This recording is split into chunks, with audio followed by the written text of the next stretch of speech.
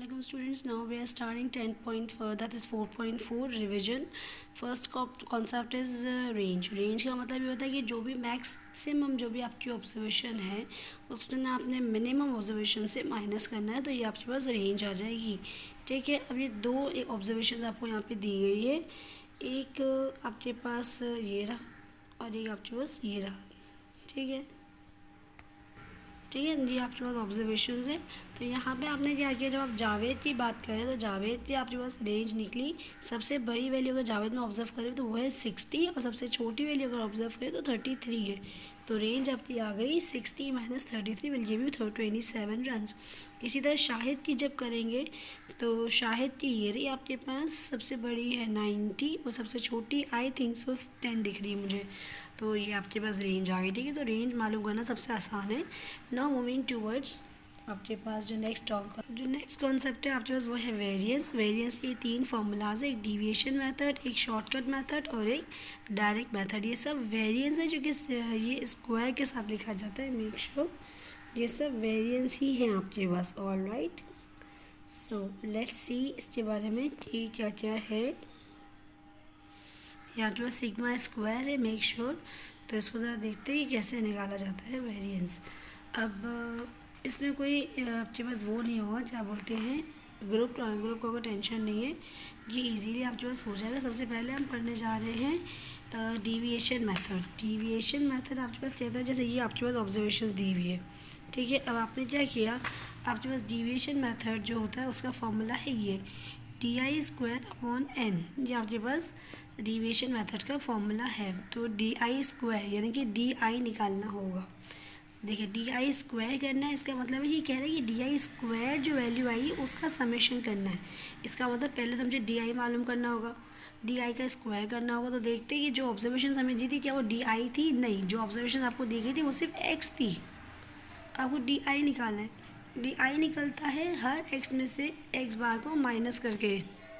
इसका मतलब पहले आपको एक्स बार मालूम करना पड़ेगा. एक्स बार का मतलब होता है मीन. तो इसका मतलब ये हुआ कि अगर आपने डिविएशन मेथड यूज़ करना है तो आपने मीन निकालना कंपलसरी है. तो मीन कैसे निकलता है, सिग्मा x/n. आपको याद होगा. तो सिग्मा x यानी कि सारा x का टोटल किया, समेशन एन आ गया आपके पास x डिवाइडेड बाई n यानी कि नंबर ऑफ ऑब्जर्वेशन. ये 8 ऑब्जर्वेशन है. आपके पास 15 आपका मीन आ गया. अब आपने क्या किया, हर x में से आपने x बार को माइनस किया. हर x में से 21 में से 15 किया, 17 में से 15 किया, 13 में से 15 किया. तो ये आपके पास माइनस हो गया. जैसे ही डी आई आ जाएगा तो डी आई का स्क्वायर करना आपको आता है. 6 का स्क्वायर 36, 2 का स्क्वायर 4. आपके पास कैलकुलेटर है, आप उसको यूज़ कर सकते हैं. फिर आपको मांगा था फॉर्मूले में summation of D I square, यानी कि डी आई स्क्वायर का मुझे समेशन करना होगा. समेशन किया मैंने, फॉर्मूले में वैल्यू प्लॉट की, मेरे पास समेशन स्क्वायर की वैल्यू यानी कि वेरिएंस की वैल्यू आ गई. तो ये डिविएशन मेथड है वेरिएंस का. ठीक है. अब दूसरे मेथड पे जाते हैं जो है शॉर्टकट मेथड. शॉर्टकट मेथड का फॉर्मूला है आपके पास ये. ठीक है. तो यहाँ पे आपने डी आई, एक जगह आपसे कह रहे हैं कि डी आई का स्क्वायर करो समेशन, यानी कि पहले डी आई निकलेगा, उसका स्क्वायर होगा और फिर समेशन किया जाएगा. और दूसरी साइड कह रही है नो, पहले आप डी आई निकालें, उसका समेशन करें एंड देन इसको स्क्वायर करें. मेक श्योर ये स्क्वायर जो है पूरे ब्रैकेट में डी आई के समेशन पे भी है और एन पे भी है.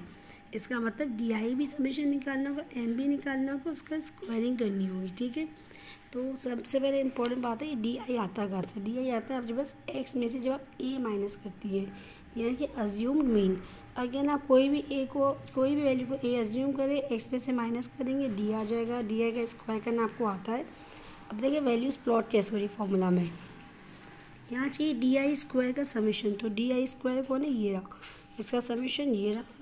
ठीक है. यहाँ चाहिए सिग्मा डी आई है कि summation D I. D I क्या है, ये रहा, और इसका आंसर है 16. तो मैंने एज इट इज 16 लिखा. एन मेरे पास वैल्यू थी 8. अब मेक श्योर यहाँ ब्रैकेट के ऊपर स्क्वायर था, तो मुझे 16 का भी स्क्वायर करना होगा, मुझे 8 का भी स्क्वायर करना होगा. दोनों साइड के फ्रैक्शंस को सॉल्व करें और माइनस कर ले, आंसर आ जाएगा इजीली आपके पास. ठीक है. तो ये भी एक वेरिएंस का तरीका हो गया. और आखिरी तरीका होता है डायरेक्ट मेथड. डायरेक्ट मेथड का ये फॉर्मूला है आपके पास. इसमें कोई ज़्यादा प्रॉब्लम्स नहीं होती. सिर्फ वो कह रहा है कि एक जगह एक्स का स्क्वायर करके समेशन करो और एक जगह x को सम करके स्क्वायर करो। ये वही वाला कॉन्सेप्ट है जो ऊपर पढ़ा था, बिल्कुल वैसा ही है।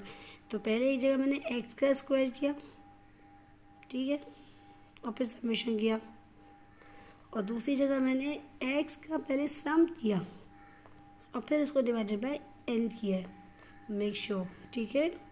और फिर वही तरीका जो पहले 120/8 है, इसको पहले सॉल्व करो, इसका स्क्वायर करो, माइनस करो इस वैल्यू में से, आंसर आ जाएगा। में से हम पहले डिवाइड करें फिर स्क्वायर करें या पहले स्क्वायर करें फिर डिवाइड करें, बात वही है, बट एक शो पहले ब्रैकेट सॉल्व होता है फिर सॉल्यूशन आगे बढ़ेगा, ठीक है। अब बात आती है स्टैंडर्ड डिविएशन की। तो जहाँ जहाँ आपने वेरिएंस निकाला है ना, उसको जब आप अंडर रूट करेंगे तो एस डी आपके पास खुद ब खुद आ जाएगा। मतलब अगर ये आपका 37.75 है तो जब इसको रूट करेंगी ना तो आपके पास जो आंसर आएगा वो आपका एस डी है। सेम इसी तरह ये वाला फॉर्मूला जो आपने पढ़ा था शॉर्टकट, ये भी वेरिएंस की वैल्यू आई थी 37.75। आपने जब इसको रूट किया तो आपके पास 6.14 आ गई, ये आपकी स्टैंडर्ड डिविएशन है।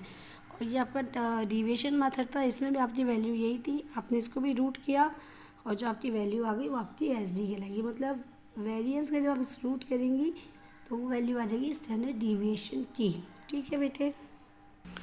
अब देखिए ये एक और सवाल आपके पास पेपर में आता है इस तरह का, ठीक है, ये वाला। इसमें क्या होता है, ये आपके पास ऑब्जर्वेशन दे दी गई है, आपसे कह रहा है कि calculate the mean and S D, ठीक है। मतलब मुझे इन ऑब्जर्वेशंस की मदद से मीन भी निकालना होगा और एस डी भी निकालना होगा।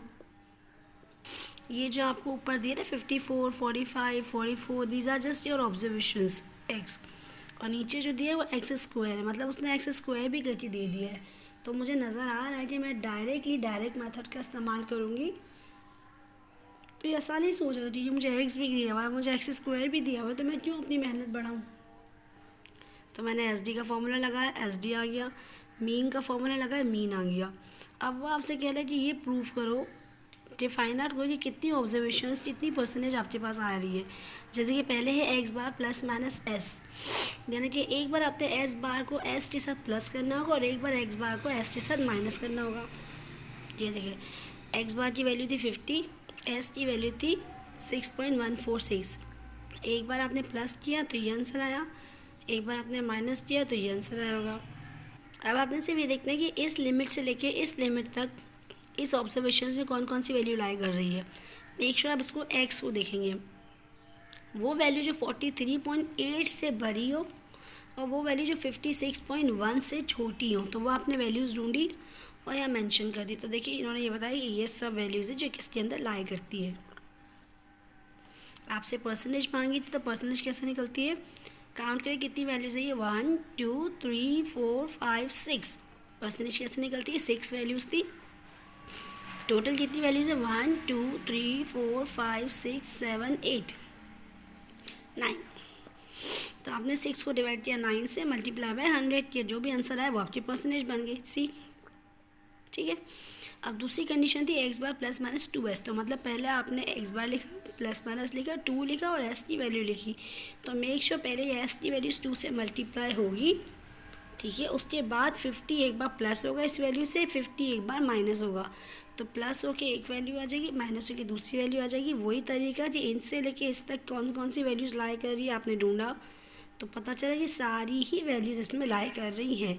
परसेंटेज निकाली 9 आउट ऑफ 9, तो आपके पास आंसर आ गया 100। फिर इसी तरह ये वाला कॉन्सेप्ट भी दिया, ये भी आप देख लीजिएगा, सेम एज इट इज़ ऐसे ही है, तो ये आसानी से आपसे हो जाएगा।